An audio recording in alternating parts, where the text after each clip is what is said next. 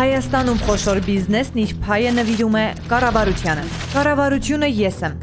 2022 թվական Հայաստանի խոշորագույն հարկ վճարող Զանգեզուրի պղնձամոլիբդենային կոմբինատի 15% բաժնեմասը անցավ Փաշինյանի կառավարությանը։ Գործարքն անվանվեց նվիրատվություն։ Կոմբինատի բաժնեմասը տրվեց Անիֆի կառավարմանը, այն Անիֆի, որը լուծարվեց միլիոնավոր դոլարներ օդ ցնդեցնելուց հետո։ 2024 թվական MTS Հայաստան ընկերության 20% բաժնեմասը եւս տրվեց Հայաստանի կառավարությանը։ Այս գործարքը եւս անվանվեց նվիրատվություն։ Մեկ տարի անց Vivatel ընկերությունը 50 միլիոն դոլարով կառավարությունից հետ գնեց իր 20%-ը, իբրև թե նվեր տված բաժնեմասը։ Որոշումն ընդունվեց ծածուկ, որպես կառավարության չզեկուցվող նախագիծ։ 2024 թվական եւս մեկ խոշոր նվիրատվություն։ Այս անգամ բաժնետոմսեր նվիրողը Լիդիան Արմենիա ընկերությունն էր։ Նվերի չափը կազմում է բաժնետոմսի 12.5%։ Նվերն ընդունելուց հետո Հայաստանի կառավարությունը տվեց համաձայնություն,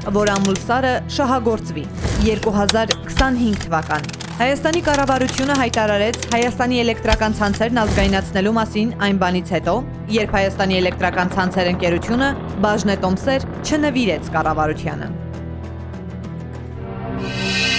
Բաժանորդագրվեք Արմաթ մեդիայի ալիքներին սոցցանցերում։ Հետևեք մեզ նաև Արմաթ մեդիա AM կայքում։